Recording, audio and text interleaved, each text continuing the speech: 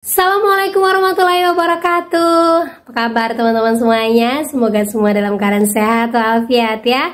Ketemu lagi kita di hari ini. Makin kuat mental, makin semangat, dan terus jaga kesehatan. Karena sekarang musim sedang berubah-ubah. Di Batam sedang musim hujan. Semoga kalian tetap sehat ya. Nah baik teman-teman, kali ini saya akan membahas tentang viral pernyataan Menteri Hukum dan HAM terbaru yang mengatakan bahwa pinjol mulai hari ini jangan dibayarkan lagi dan pinjol sah untuk dihapuskan. Nah apakah ini benar? Kita akan bahas secara tuntas, tapi sebelumnya saya harapkan kalian semuanya sudah subscribe channel ini agar channel ini terus berkembang dan dapat memberikan informasi terbaik buat kalian yang galbay. Oke teman-teman, ini dia buat kalian.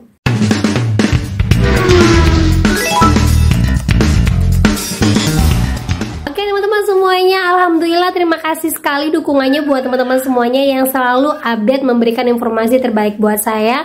Dari kemarin tuh banyak sekali yang DM, Mbak tolong buka pernyataan dari Pak Yusril Iza Mahendra tanggal 21 kemarin yang menyatakan tentang pinjol. Ayo dong Pak, bahas Mbak. Nah, kemudian juga ada yang di grup mengirimkan video-video dengan linknya. Oke lah, alhamdulillah. Sekarang saya coba untuk membahas pernyataannya, dan bagi kalian yang belum tahu ataupun belum update, kalian bisa cek di sini pernyataan seperti apa yang memang dilontarkan atau yang diucapkan oleh Pak Yusril, yang dimana di sini akan dibentuk yang namanya Pokja, kelompok kerja yang nanti khusus untuk membahas tentang pinjol. Di sini tidak hanya pinjol ilegal saja, tapi keseluruhan pinjol serta penanganan khusus untuk debt kolektornya. Mudah-mudahan ini tidak hanya wacana aja teman-teman ya, karena yang kita harapkan memang kerja nyata dari semua pihak pemerintah terkait yang memang sudah membuka pintu lebar untuk pinjol masuk ke Indonesia.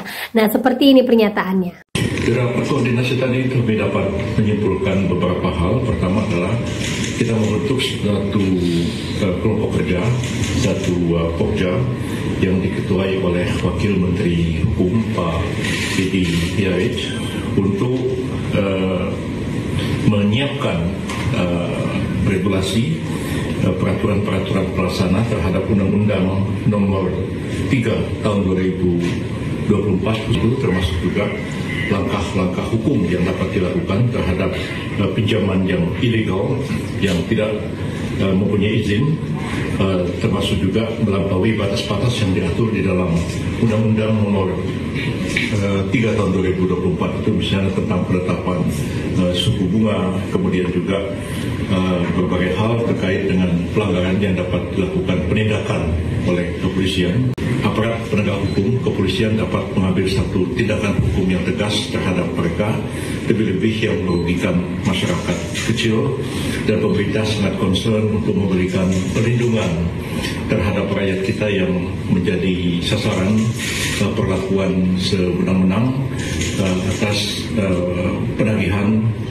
pinjaman online yang dilakukan secara ilegal. Walaupun kita tahu sebenarnya menurut hukum mereka yang melakukan pinjaman secara ilegal itu tidak ada kewajiban orang yang pinjam untuk membayar atau mengembalikan uangnya.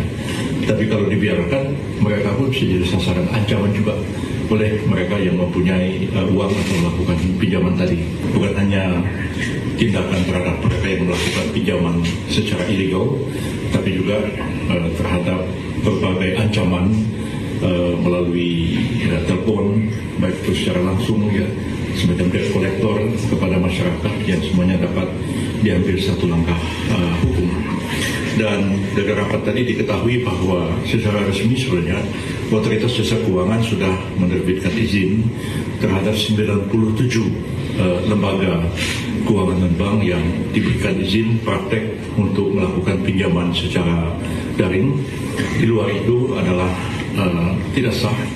Karena itu intinya adalah pemerintah akan segera merapikan atau melakukan sinkronisasi, harmonisasi terhadap peraturan-peraturan terkait dengan pinjaman daring ini, dan kemudian akan mengambil langkah-langkah hukum yang tegas berdasarkan peraturan perundang-undangan yang sebenarnya sudah ada. Nah itu dia teman-teman ya, jadi sudah resmi ya, per hari ini sah pinjol ilegal apapun itu jenisnya, apapun namanya, mohon jangan bayarkan lagi ya. Nah sekali lagi juga disebutkan di sini tentang 97 pinjol atas perlakuan dari debt kolektornya.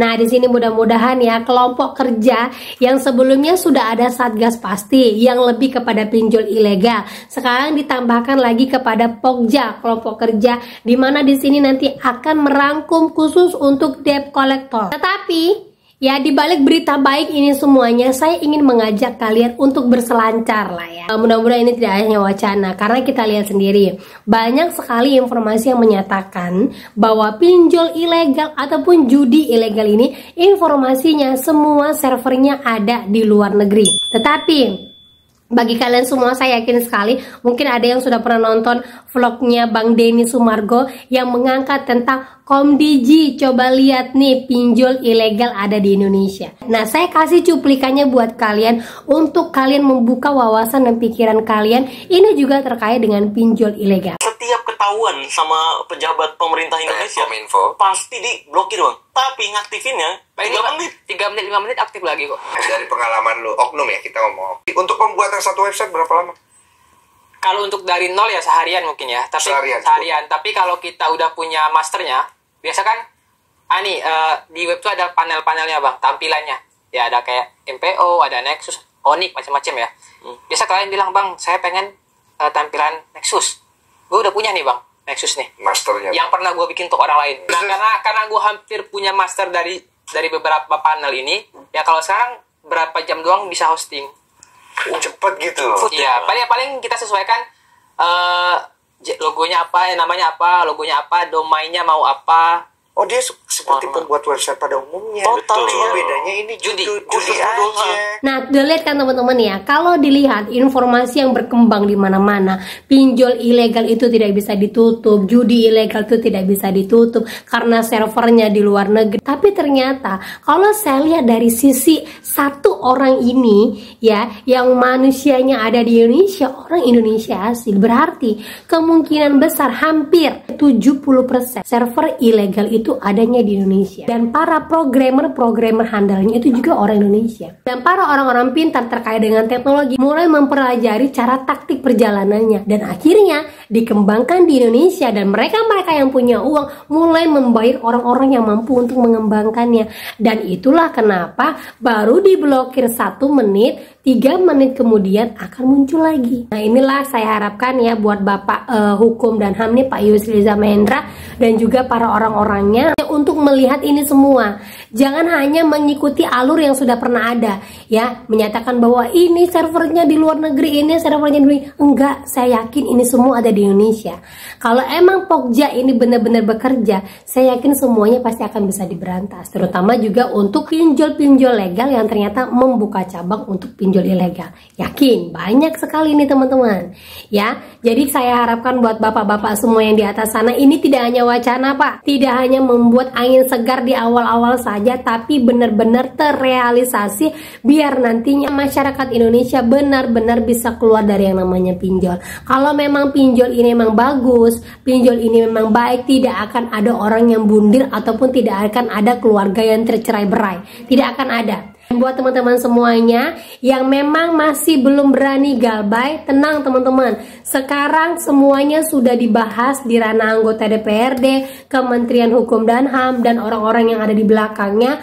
Kalian hanya wajib untuk galbay saja dulu untuk menunjukkan kepada pemerintah, Pak kami galbay karena ini, Pak kami butuh pekerjaan, bukan butuh pinjol. Nah itulah yang ingin kita jelaskan.